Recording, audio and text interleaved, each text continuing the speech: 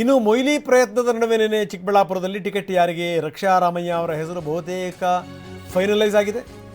Young and energetic ರಕ್ಷಾ ರಾಮಯ್ಯ, ರಾಜಕೀಯದ ಹಿನ್ನೆಲೆ ಇರುವಂಥವರು. ಅವ್ರ ತಂದೆ ಸೀತಾರಾಮ್ ಕಾಂಗ್ರೆಸ್ನ ನಾಯಕರು, ಮಂತ್ರಿ ಆದಂಥವರು. ಇವರು ಕೂಡ ಯುವ ಘಟಕದ ಅಧ್ಯಕ್ಷರಾದಂಥವರು ರಕ್ಷಾರಾಮಯ್ಯ. ಸೊ ರಕ್ಷಾರಾಮಯ್ಯ ಬೆನ್ನಿಗೆ 6ಕ್ಕೂ ಹೆಚ್ಚು ಶಾಸಕರು ನಿಂತಿದ್ದಾರೆ, ಬೆಂಬಲ ವ್ಯಕ್ತಪಡಿಸ್ತಾ ಇದ್ದಾರೆ. ಚಿಕ್ಕಬಳ್ಳಾಪುರ ಶಾಸಕರನ್ನ ಕರೆದು CM ಮಾತಾಡಿದಾರಂತೆ, ಯಾರಿಗೆ ಕೊಡಬೇಕು ಏನು ಎತ್ತ ಅಂತ.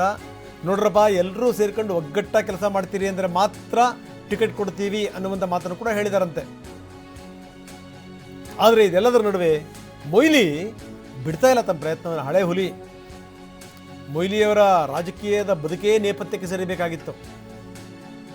ದಕ್ಷಿಣ ಕನ್ನಡದಲ್ಲಿ ಅವರಿಗೆ ನೆಲೆ ಇಲ್ದಂಗೆ ಆಗ್ಬಿಟ್ಟಿತ್ತು. ಆದರೆ ಮತ್ತೆ ಅವರಿಗೆ ಒಂದು ಲೆಕ್ಕದಲ್ಲಿ ರಾಜಕೀಯದ ಜೀವದಾನ ನೀಡಿದ್ದು ಅಂತಂತಂದರೆ ಚಿಕ್ಕಬಳ್ಳಾಪುರದಲ್ಲಿ 2 ಸರಿ ಗೆದ್ದು ಹೋದರು, ಮಂತ್ರಿ ಆದರು, ಕಾನೂನು ಸಚಿವರಾದರು. ಸಾಮಾನ್ಯ ಸಂಗತಿನ? ಅದಾದ ನಂತರ ಕಳೆದ ಬಾರಿ ಸೋತರು. ಕಳೆದ ಬಾರಿ ಅವರು ಸೋತರು ಅನ್ನೋದಕ್ಕಿಂತ ಏನು ಅಂತಂದರೆ ಅದರ ಹಿಂದೂ ಕೂಡ ಈ ಕುಮಾರಸ್ವಾಮಿ ಅವರು ಸ್ಪರ್ಧೆ ಮಾಡಿ ಒಂದು ಲೆಕ್ಕದಲ್ಲಿ ಗೆಲುವಿಗೆ ಕಾರಣರಾಗಿದ್ದರು, ಇವರು ಗೆಲುವಿಗೆ. ಇದು ಸಂಗತಿ. ಈಗ ಮತ್ತೆ ಅವರು ತಮ್ಮ ಪ್ರಯತ್ನವನ್ನು ಮುಂದುವರಿಸಿದ್ದಾರೆ. ಮೊನ್ನೆ ತಾನೇ ಅವರ ಸ್ಟೇಟ್ಮೆಂಟನ್ನು ನೋಡಿದ್ವಿ ಮೊಯ್ಲಿ ಅವ್ರದ್ದು. ಪ್ರಧಾನಿ ಮೋದಿಯವರು ಉಪವಾಸ ಇದ್ದಾರೆ ಅನ್ನುವಂಥ ಸುಳ್ಳು, 11 ದಿವಸ ಉಪವಾಸ ಇದ್ದಿದ್ರೆ ಸತ್ತೇ ಹೋಗ್ತಾರೆ ಮನುಷ್ಯ, ಈ ಥರದ್ದೆಲ್ಲ ಮಾತಾಡಿ ದೊಡ್ಡ ಇಕ್ಕಟ್ಟಿ ಸಿಕ್ಕಾಕೊಂಡಿದ್ರು. ಆದರೆ ಈಗಲೂ ಕೂಡ ತಮ್ಮ ಪ್ರಯತ್ನವನ್ನು ಬಿಡ್ತಾ ಇಲ್ಲ ಅವರು ಟಿಕೆಟನ್ನು ಪಡೆಯಬೇಕು ಅಂತ.